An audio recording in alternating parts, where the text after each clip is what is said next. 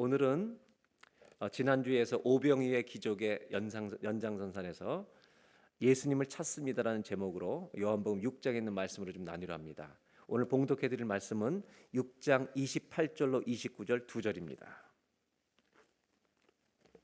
요한복음 6장 28절로 29절 2절입니다. 짧은 구절인데 우리 다 같이 함께 봉독하도록 하겠습니다. 그들이 묻되 우리가 어떻게 하여야 하나님의 일을 하오리이까? 예수께서 대답하여 이르시되 하나님께서 보내신 이를 믿는 것이 하나님의 일이니라 하시니. 아멘. 지난주에는 우리가 오병이어의 사건을 통해서 여기 한 아이가 있습니다. 어린이 주일 예배로 말씀을 나눴습니다. 그런데 이 오병이어의 기적은 한 어린아이의 이야기로 시작해서 사실은 이 이야기는 어른들의 이야기로 옮겨가게 됩니다. 그래서 지난주는 어린이의 이야기를 나눴고 오늘은 어른들의 이야기를, 오병이어를 통해서 주시는 교훈을 나누려고 합니다.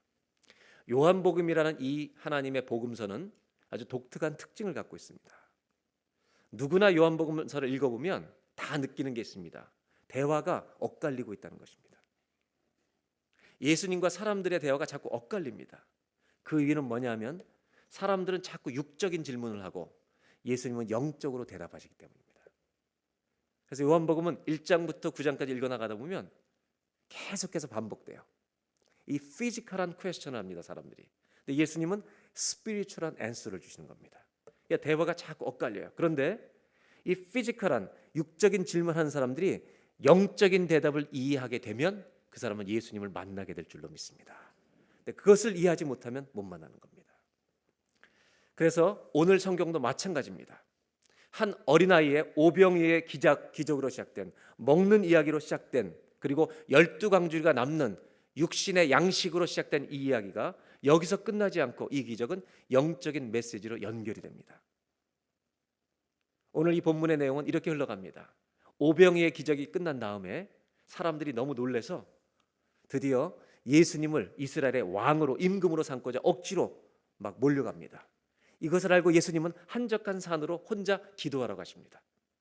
그리고 제자들에게 디베라 바다 건너편으로 가서 가버나움으로 가라고 명령하시는데 제자들이 배를 타고 가다가 풍랑을 만나자 예수님이 바다 위를 걸어 풍랑을 잔잔케 하시고 그들을 가버나움까지 인도하십니다.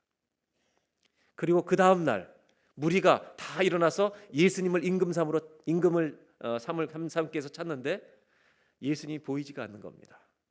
그것이 오늘 24절, 우리가 읽지 않은 앞부분부터 나오는 내용이 전개됩니다. 24절을 한번 보시겠습니다.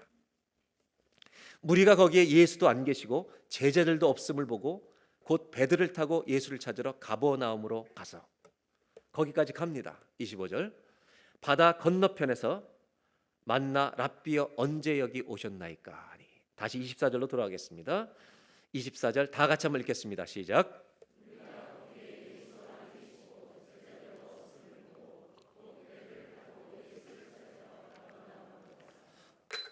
누구를 찾으러 갔다고요? 오늘 제목은 예수님을 찾습니다입니다. 이들은 예수님을 찾으러 갑니다. 그런데 중요한 것은 왜 찾으러 갔을까? 목적입니다. 찾으러 간 이유가 무엇일까? 이들이 찾아간 이유가 무엇인지 조금 있다 나옵니다. 그때 25절에 이들은 질문합니다. 무리가 거기서 예수님을 찾아 가버나움까지 가서 바다 건너편 거기서 만나서 선생님 언제 여기 오셨습니까? 이들이 예수님을 찾아온 것입니다. 그런데 왜 찾으러 왔는지가 굉장히 중요한데 예수님은 이들에게 아주 차갑게 냉담한 반응을 보이십니다. 우리가 예수님을 잘못 찾으면 주님이 아주 콜드하게 대하십니다. 26절 뭐라고 대답하는지 우리 다 같이 한번 봉독하도록 하겠습니다. 예수께서 대답하여 이르시되 내가 진실로 진실로 너희에게 이르노니 너희가 나를 찾는 것은 표적을 본 까닭이 아니요 떡을 먹고 배부른 까닭이로다. 예수님이 뭐라고 대답하시냐면 너희가 나를 찾는 것은 이적을 본 까닭이 아니요. 이 말의 의미는 뭐냐면 영어에 금방 나오지만 기적 자체를 얘기하는 게 아니라 하나님이 행하신 기적을 통해서 우리에게 주시려는 교훈, 기적을 통해서 하나님이 우리에게 말씀하신 어떤 사인이 있는데, 어떤 메시지가 있는데, 그거를 너희가 찾는 것이 아니라 배부른 까닭이다. 오병이어로 잔뜩 먹이니까 저분 쫓아다니면 360을 굶지는 않겠구나, 내가 배부르겠구나, 육신의 양식을 쫓아왔다는 것입니다. 예수님을 찾는데 목적이 다르다는 것입니다. 성경을 읽어보면 마태, 마가, 누가, 요한복음서를 보면 예수님을 찾는 사람들의 목적이 다 다르다는 것을 알게 됩니다. 그래서 사복음서에 예수님을 찾는 사람들의 이유를 분류하면 크게 네 가지로 나눠집니다. 첫째는 예수님을 정말 하나님으로 알고 그분을 예배하러 나온 사람들입니다. 그래서 예수님이 태어나는 순간에 여러분 예물을 들고 왔던 사람들을 아십니까? 동방박사들입니다. 예수님의 공생의 시절에 자기가 아무리 부자가 돼도, 아무리 돈을 많이 벌어도 여러분 인생이 목말라서 예수님을 보고 싶어서 뽕나무까지 올라가서 기다렸던 삭개오를 아십니까? 그 삭개오는 메시아 되신 주님을 만나고 싶었던 겁니다. 혈루병 앓던 여인도 마찬가지입니다. 바디메오도 마찬가지입니다. 메시아 되신 예수를 찾았던 사람들입니다. 두 번째 부류의 사람들은 예수님을 싫어했던 사람들입니다.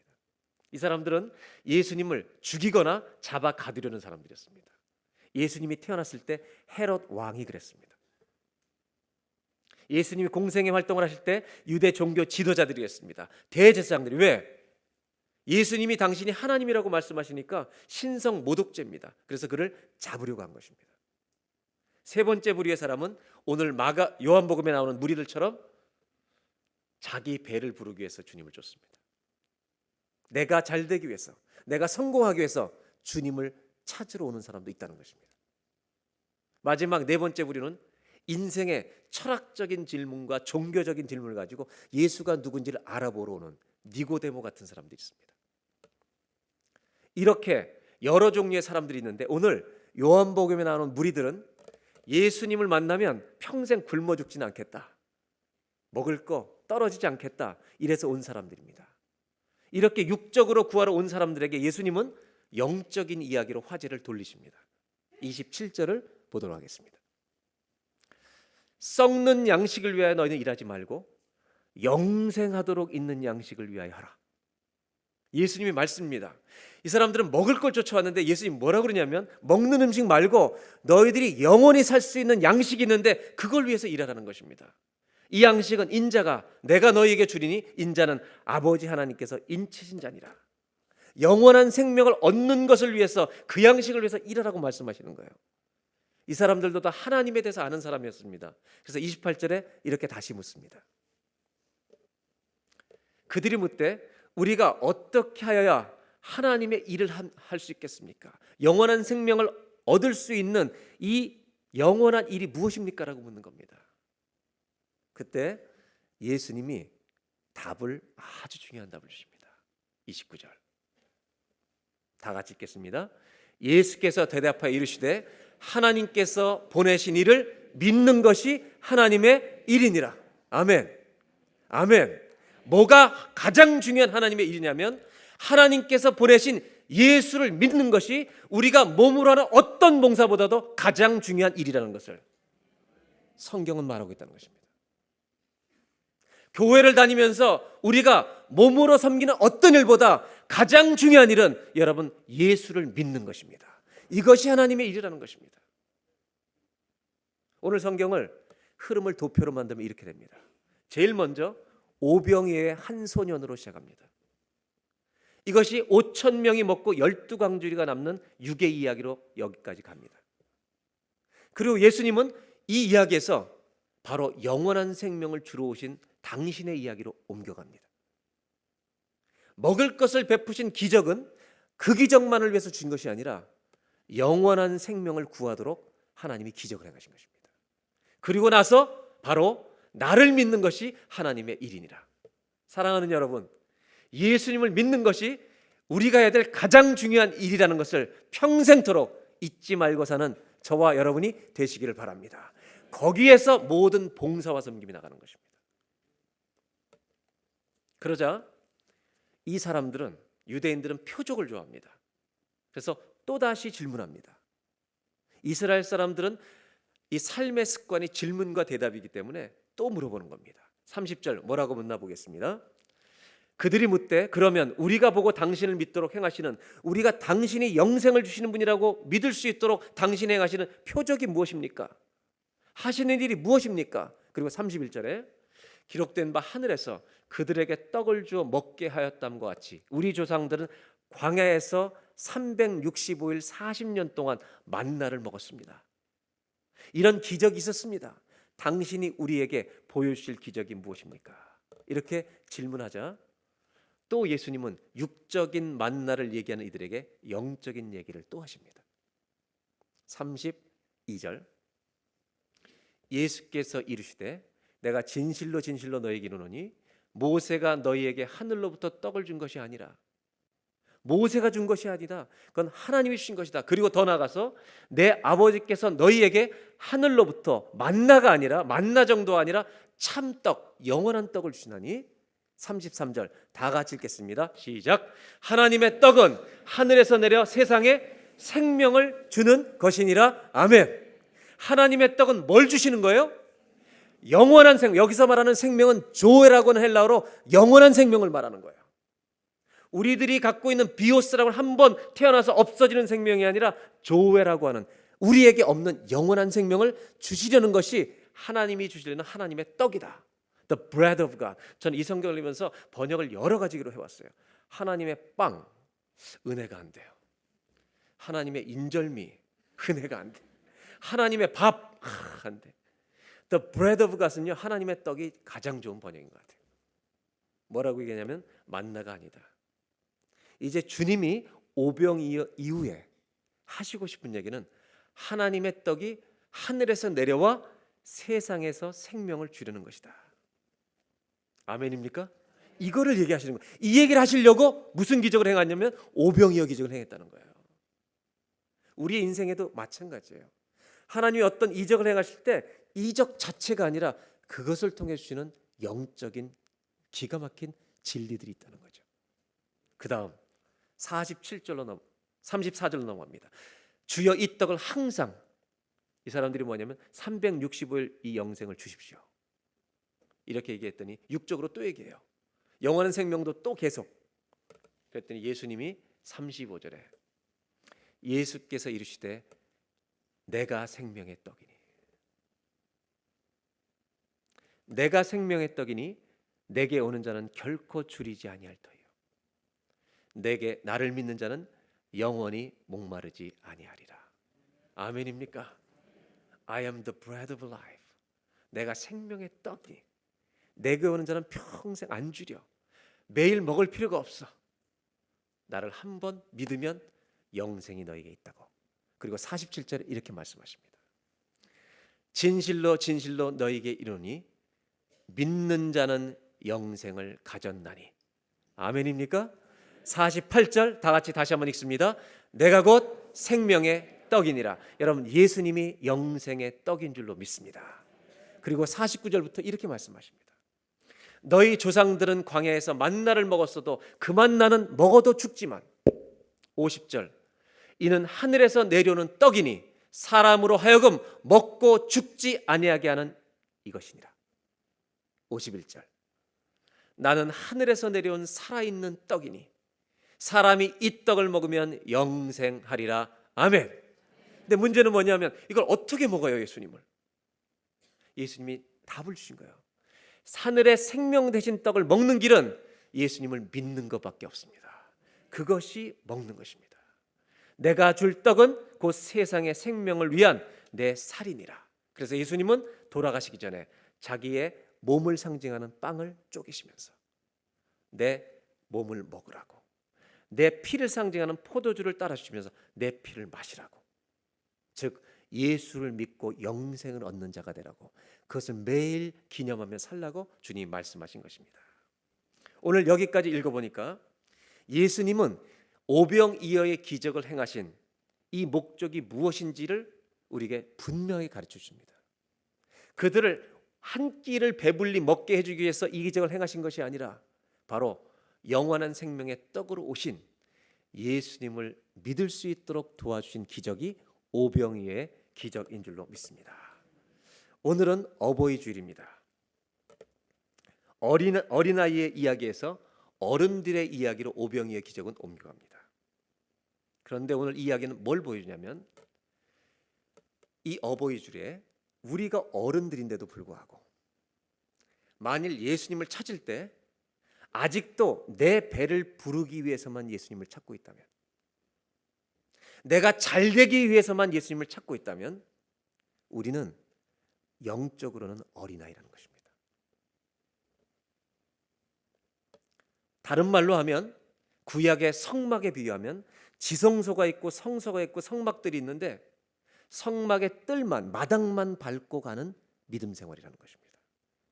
여러분, 사실은 성전을 찾는 사람들은 구약에 자기가 죄인됨을 알고 찾는 것입니다. 그래서 내가 살 길은 희생 제물을 가지고 주의 성전에 가는 겁니다. 그래서 여러분, 성전 뜰은 내가 살아야 되는 것입니다. 내가 죽어가는 것을 알기 때문에 사는 것입니다. 필요한 것이죠. 잘못하면 내가 중심이 됩니다. 왜? 내가 살아야 되니까. 그래서 여러분, 이 성막 뜰만 밟는다는 이런 신앙생활은 뭐냐? 평생토록 하나님 나를 축복해 달라는 기도만 하는 것입니다. 이것은 나쁜 기도가 아닙니다. 자녀가 부모에게 축복해 달라는 기도는 당연히 자연스러운 기도입니다. 그러나 성경이 이야기해 주는 것은 그 기도만 하는 사람은 영적으로 어린아이라는 겁니다. 오늘 어버이 주일인데 우리가 이런 기도만 한다면 어린이 주일이 되는 겁니다.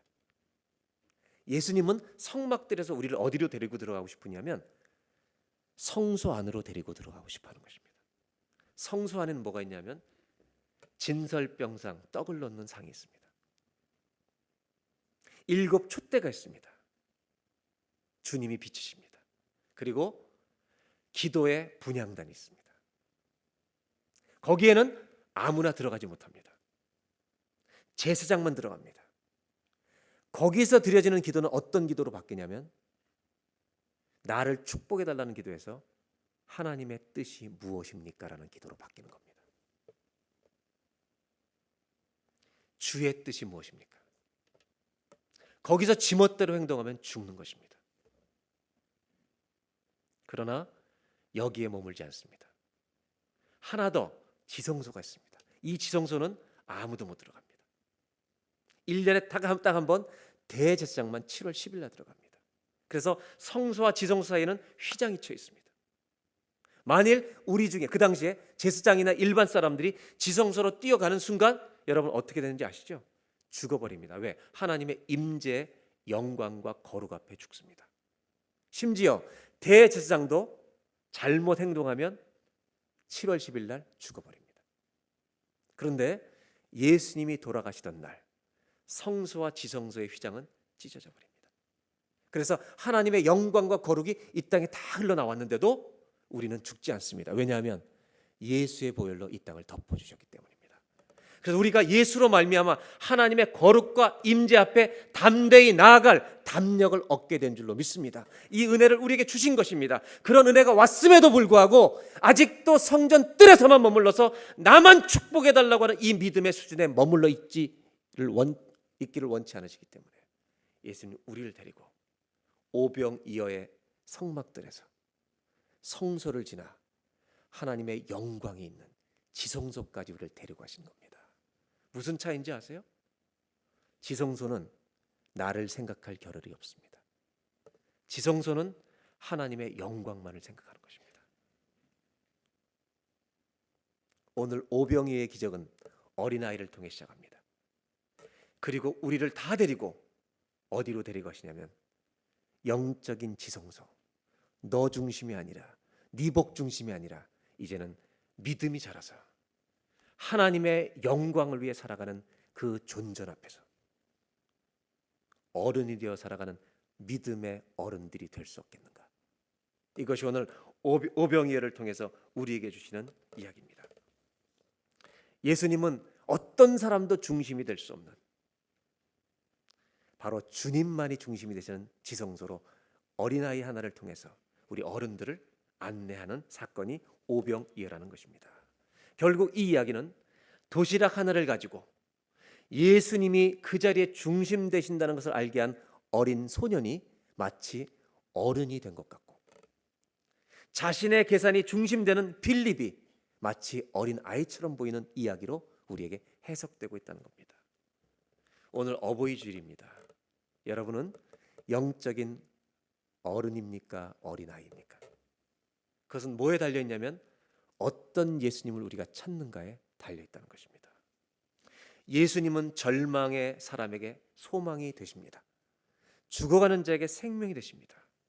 그러나 오늘 이 주님을 나를 내 인생을 성공하는 데 이용하지 마시고 지성소에 들어가서 살아계신 하나님의 영광을 위해 내가 있습니다라고 고백하는 영적인 어른의 자리에 서주시기를 주의 이름으로 기원합니다. 오늘 성경을 통해서 어떤 예수님을 우리가 찾아야 된다고 말씀하고 있냐면 첫 번째로 이런 예수님을 만나라고 소개하고 있다는 것입니다. 한번 따라 하실까요? 영원한 생명의 길이 되신 예수님을 만나십시오. 나에게 배부르게 하는 예수님이 아니라 내 성공만을 주는 예수님이 아니라 오늘 예수님은 오병이어를 통해서 생명의 떡으로 오신 영원한 생명으로 오신 나를 믿는 자는 영생하리라.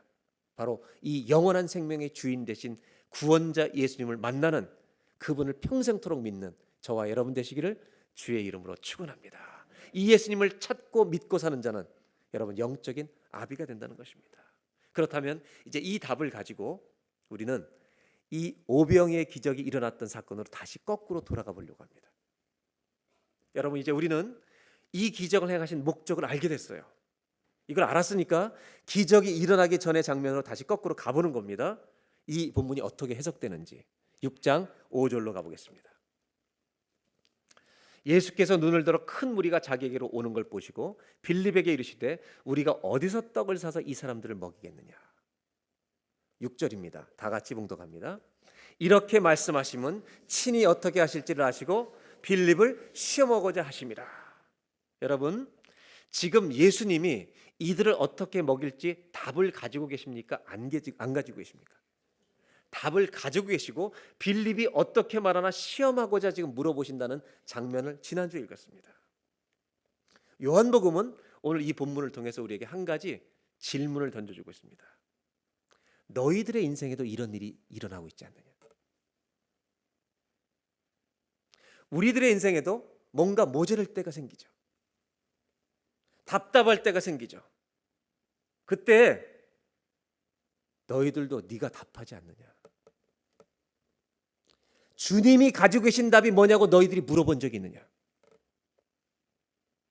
인생에 문제가 생길 때 네가 네 머리로 대답을 하지 주님이 가지고 계신 답이 무엇이냐고 물어본 적이 있느냐는 거예요. 이것을 우리에게 요한복음은 물어보고 있다는 겁니다. 너의 가진 지식, 재물, 능력으로 답을 다 해결하는 이 어리석음을 너희들도 범하고 있지 않느냐. 그래서 영국의 필 무어라는 목사님은 이 요한복음 6장을 어떻게 보냐면 이렇게 해요. 많은 사람들이 자기의 에버커스라고 하는 우리 주판이라는 거 있잖아요. 주판 몰라요? 주판. 2 더하기 3은 5요. 다 해봤잖아요 옛날에. 뭐라 하냐면 자기 주판을 들고 하나님의 계산기를 버린다는 거예요. 근데 어린 소녀는 자기 주판을 내려놓고 하나님의 계산기에게 맡긴다는 거예요. 이것이 요한복음 6장이라는 거예요. 어린아이는 내 계산으로 먹일 수 없어요. 그래서 내 도시락을 하나님의 계산에 맡겼다는 거예요. 근데 빌립은 내 계산으로 답이 나와요. 얼마가 모자란다 그랬어요? 200데나리온 몇 달치 임금이라고요? 8개월. 한 사람의 8개월 임금치가 부족하니까 5,000명을 조금만 줘도 이만큼이 부족하니까 안 됩니다라고 답을 줬다는 거예요. 여러분 이 본문은 우리에게 신앙을 가르친다는 거예요. 예수님은 빌립을 시험하시려고 물어보시는 것이 아니에요. 답이 없어서 물어보는 게 아니에요. 이 질문에 대해서 저 사람이 어떻게 대답하는지 보고 싶으셨던 거죠. 여러분이 한번 대답해 보세요. 성경이 우리에게 뭘 가르쳐주고 있는지, 뭘 물어보고 있는지 여러분이 오늘 대답해 보라는 거예요. 이런 일이 생길 때 누가 누구에게 물어봐야 정상이냐 이거예요. 예수님이 빌립에게 물어봐야 정상이냐, 빌립이 예수님께 물어봐야 정상이냐 이거예요. 이런 일이 저와 여러분에 일어날 때 예수님이 안 됩니다. 그거는 끝났습니다라고 그렇게 말하는 게 믿음의 사람이냐? 주님의 답이 무엇입니까? 라고 물어보는 것이 믿음의 사람이에요. 주님, 어떤 문제가 있으면 주님, 이건 안 되는 겁니다. 이게 믿음이냐 이거예요. 하나님, 이 자식은 내가 봐도 안 됩니다. 이렇게 말하는 게 답이냐는 거예요. 이 안 되는 답을 주님의 계산에 넘겨드릴 때, 여러분, 하나님이 행하시는 일이 우리 안에 일어날 줄로 믿습니다. 빌립은 예수님께 자신의 답을 드립니다. 얼마나 부끄러운지 모릅니다. 그러나 이 소녀는 계산을 포기합니다. 하나님의 계산에 자기를 맡깁니다. 다른 말로 하면 인생의 경영을 내가 할 거냐 주님께 맡길 거냐, 이 문제입니다. 저는 부모들이 해야 될 일이 믿음의 본을 보이는 것이라고 생각합니다. 지난번에 교육부 전도사님과 만나서 얘기를 하다가 참 가슴 아픈 이야기를 들었습니다. 전도사님들이 이런 얘기를 합니다. 목사님, 우리 교회 청소년 아이들이 부모를 믿지 않습니다. 그래서 무슨 말이냐고, 이게 부모됨을 믿지 않는 게 아니라 부모의 믿음을 믿지 않습니다, 이렇게 얘기해요. 그래서 무슨 말이냐 그랬더니 그 부모들이 다 믿음으로 살라고 말하는데 집에서 믿음으로 안 산다는 것입니다.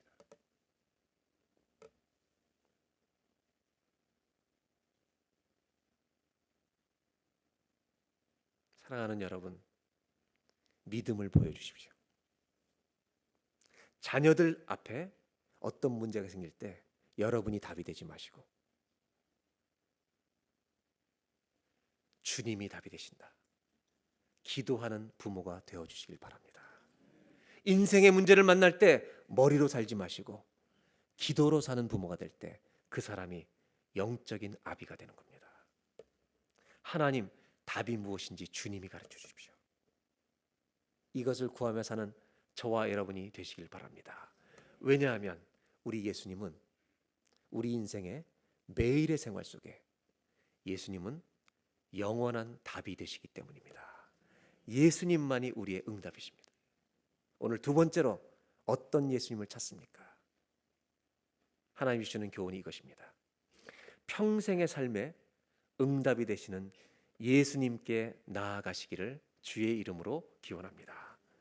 이것이 바로 우리가 해야 될, 부모로서 해야 될 가장 중요한 태도라는 것입니다. 어렵고 힘든 일이 있을 때 내 답을 가지고 문제를 풀어나가는 사람이 아니라 하나님, 주님의 답이 무엇입니까?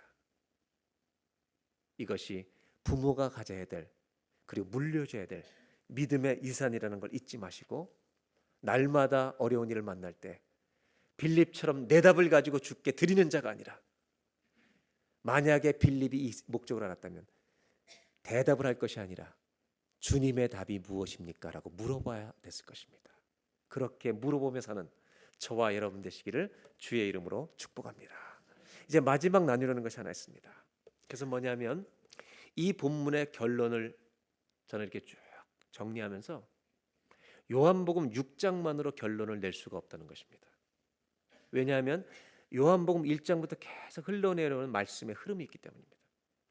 아까 말씀드린 것처럼 영적인 것과 육적인 이야기가 계속 교차되고 있습니다. 그러면서 뭘 보여주냐면 성경은 인간이 누구인가, 예수님이 누구인가를 계속 보여줍니다. 제가 이제 요한복음 1장부터 나오는 9장에 이르기까지 어떤 일이 계속 전개되는지 간단하게 소개해드리려고 합니다. 1장에 이런 말씀이 나옵니다. 빛이 어둠에 비치되 어둠이 깨닫지 못하더라. 굉장히 영적인 얘기를 하고 있습니다. 그런데 이걸 읽어보는 사람은, 아는 사람은 압니다. 빛은 누구예요? 예수님이십니다. 어둠은 누구예요? 우리입니다. 사람들이 빛이신 예수님이 이 땅에 왔는데도 그분이 빛인 줄 모르는 거예요. 그래서 여러분 요한복음 1장의 후반절로 가면 영접하는 자, 곧 그 이름을 믿는 자들에게는 하나님의 자녀가 되는 권세를 주신다. 2장에 넘어가면 혼인잔치에 포도주가 떨어지는 내용이 나옵니다. 3절, 그 포도주가 떨어진지라, 혼인잔치집에 포도주가 떨어집니다. 인생에 부족한 것이 생깁니다.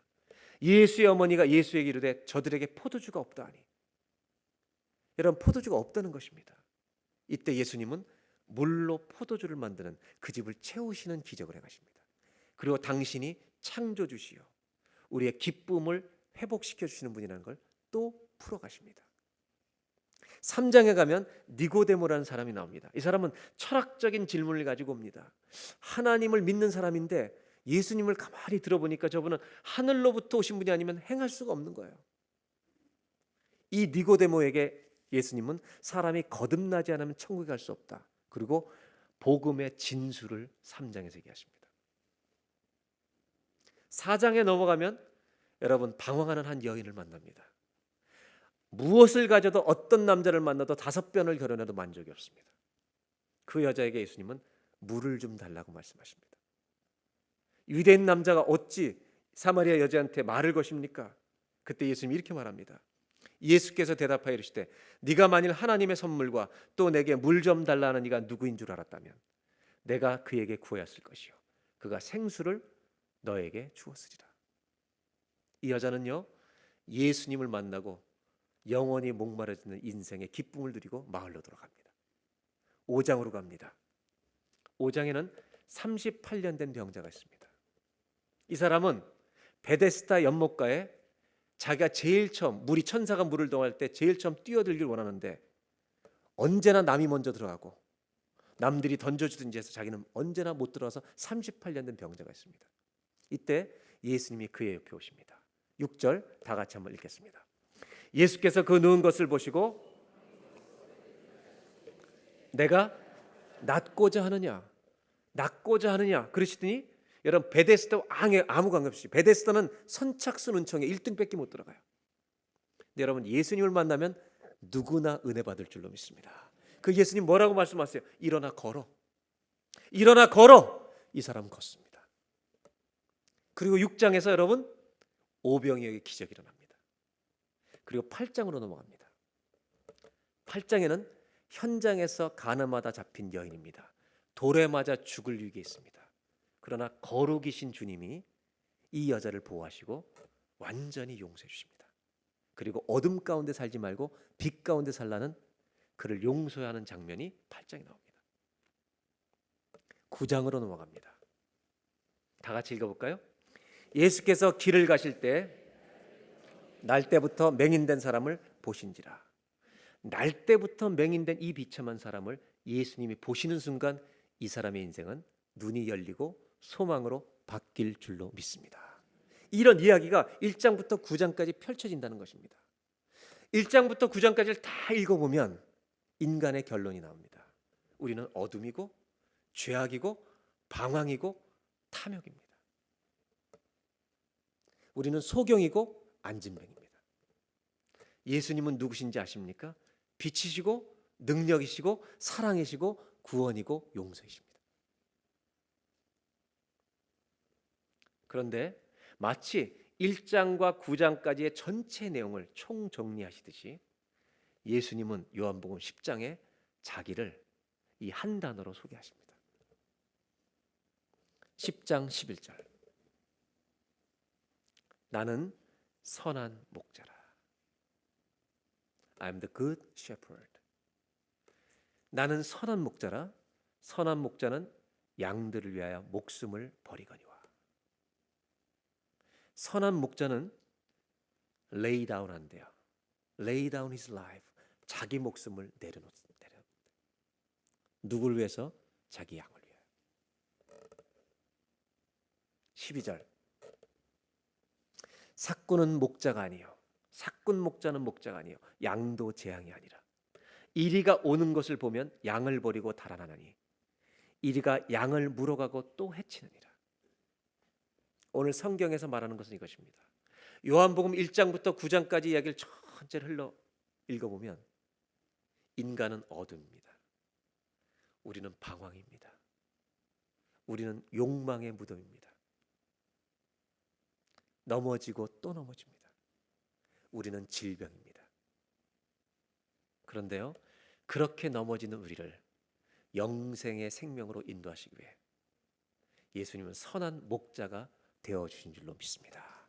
그런데 그냥 목자가 아니라 여기까지 요한복음 9장에서 이야기가 끝나는 것이 아니라 요한복음은 아직 끝나지 않습니다. 언제까지냐면 정말 당신의 목숨을 십자가에 내어 주시기까지 이야기는 이어져 갑니다. 오병이어의 한 기적을 통해 예수님은 우리에게 영원한 생명을 가르쳐 주십니다. 그리고 그 영원한 생명이 되시기 위하여 십자가에서 목숨을 내어놓는 이야기로 끝이 납니다. 저와 여러분은 아무도 줄 수 없는 영원한 생명을 오직 예수님만이 주신다는 것을 알고 그분을 믿고 구원받은 것으로 끝나는 것이 아니라 매일의 삶 속에서 그분을 나의 주인으로 고백하고 인정하며 구원을 누리는 성도로 살아가야 할 줄로 믿습니다. 여러분은 어떤 예수님을 찾고 있습니까? 우리가 다 같이 예배를 드리지만 어쩌면 어떤 사람들은 아직도 뜰 안에만 있을 수 있습니다. 그러나 오늘 예배가 지성소에 들어가는 예배가 되기를 주의 이름으로 축원합니다. 우리는 넘어집니다. 방황할 때가 있습니다. 그때마다 누구를 바라봐야 되냐면 어떤 주님을 찾아야 되냐면 우리에게 선한 목자 되신 주님이 계신 줄로 믿습니다. 한번 따라 하실까요? 넘어질 때마다 선한 목자이신 예수님을 바라보십시오. 여러분 어떤 예수님을 찾고 계십니까? 예수님은 방황하고 때로 넘어지고 때로 쓰러지는 우리들의 선한 목자가 되신다는 겁니다. 그분이 목자이시기 때문에 여러분 죄인에게 소망이 있고 어둠에게 소망이 있고 방황하는 자에게 소망이 있고 여러분 죄로 욕망에 갇혀 있는 자에게 소망이 있습니다. 왜냐하면 그분만이 용서하시고 우리를 새롭게 하실 것이기 때문입니다. 이 시간에 우리 주여 우린 연약합니다 한번 찬양하겠습니다.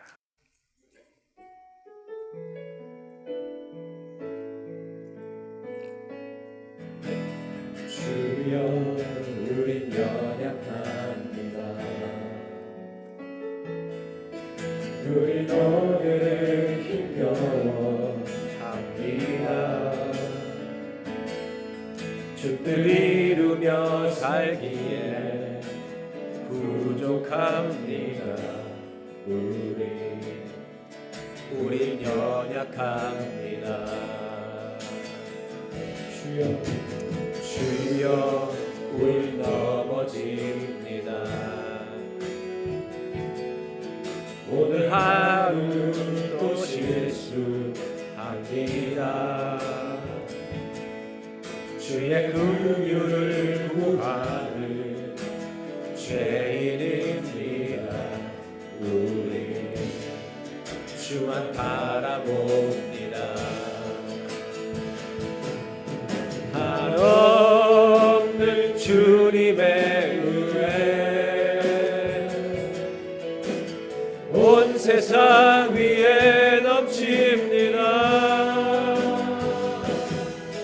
가릴 수 없는 주 영광 온 땅 위에 충만합니다. 주님만 이 길이 오니 우린 그 길 따라갑니다. 그날에 우릴 이루신 주는 완전합니다.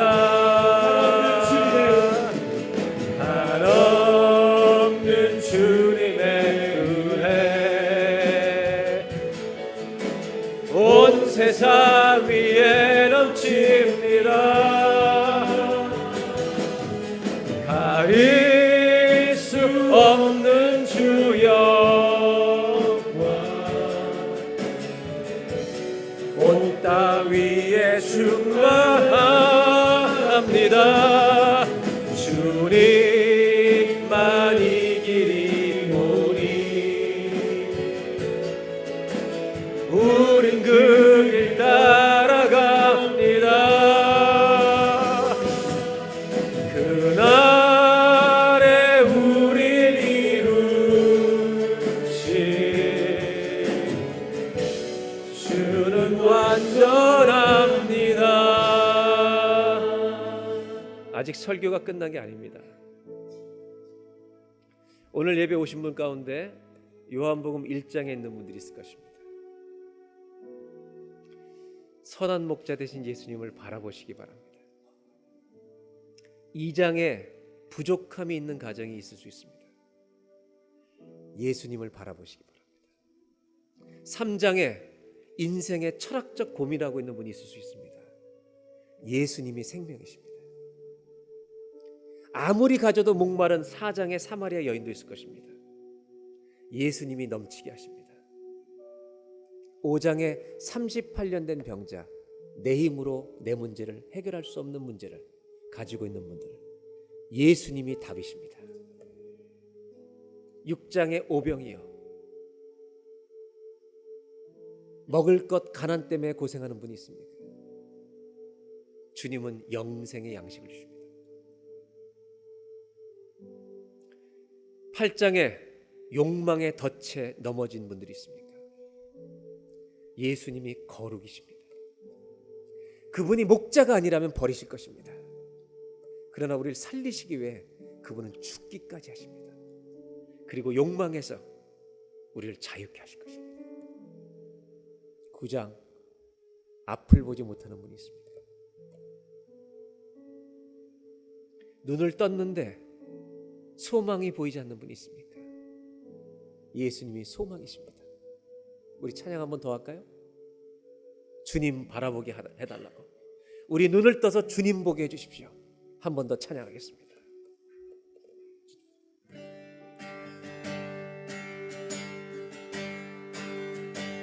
나의 주님께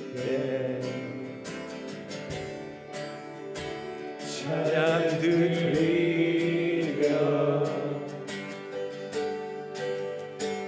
그 크신 사랑 주인데 감사해. 어둠 속에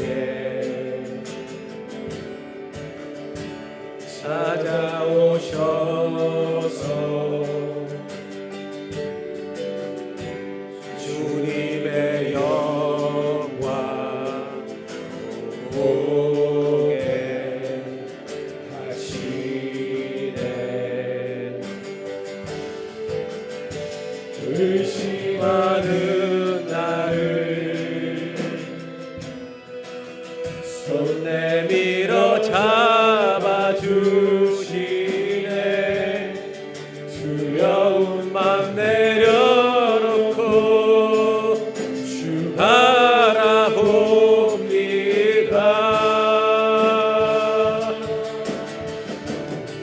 주님을 보게 하소서. 나를 붙드소서. 내 뜻과 내 생각 내려놓고 주님 앞에 나 엎드려 주의 음성을 기다리니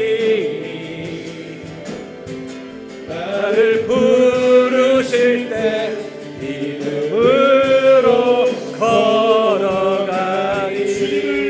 보게 하소서. 주님을 보게 하소서.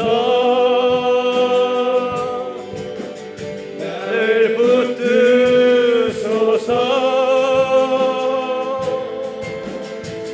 내 뜻과 내 생각 내려놓고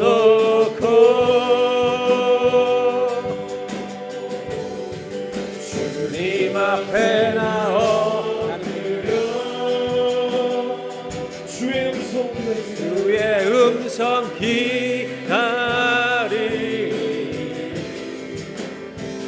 나를 부르실 때 믿음으로 걸어가리. 나는 믿네.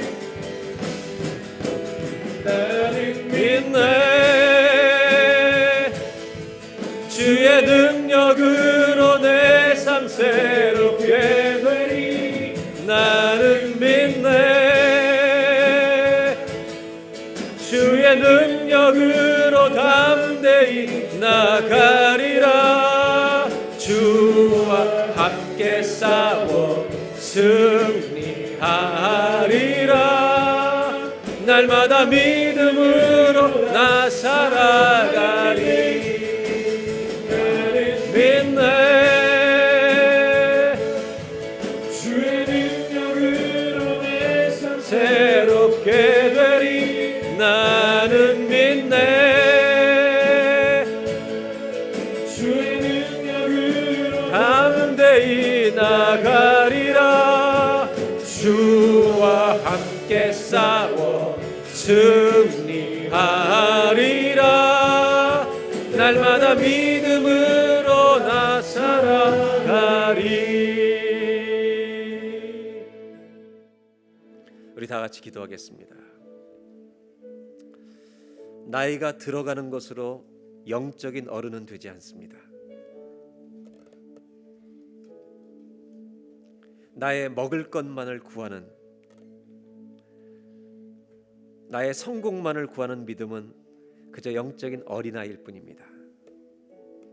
이 시간 다 같이 한번 기도할 때 하나님, 믿음의 어른이 되게 하여 주십시오. 주님의 뜻이 무엇입니까? 하나님의 영광 앞에 서게 해주십시오.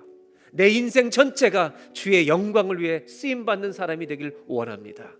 이 지성소의 고백을 가진 사람이 바로 믿음의 어른인 것입니다. 오늘 어버이 주일을 맞이해서 하나님, 우리들이 믿음의 어른이 되게 하여 주시옵소서. 내 답을 가지고 사는 자가 아니라 오히려 해답이 되신 주님께, 주님은 내 인생을 위해서 어떤 답을 가지고 계십니까? 이것을 물으며 살아가는 믿음의 사람들이 다 되게 하여 주옵소서. 예수님은 선한 목자이십니다. 어둠이든지 방황이든지, 우리 인생이 죄악이든지 욕망이든지 넘어지고 쓰러지지만 선한 목자 되신 주님이 있어서 우리를 영원한 주의 나라까지 인도하실 줄로 믿습니다. 넘어질 때마다 선한 목자이신 예수님 바라보며 하나님 손 붙들고 천국까지 가는 승리하는 우리 모두가 되게 하여 주시옵소서. 다 같이 한번 합심하여서 기도하겠습니다.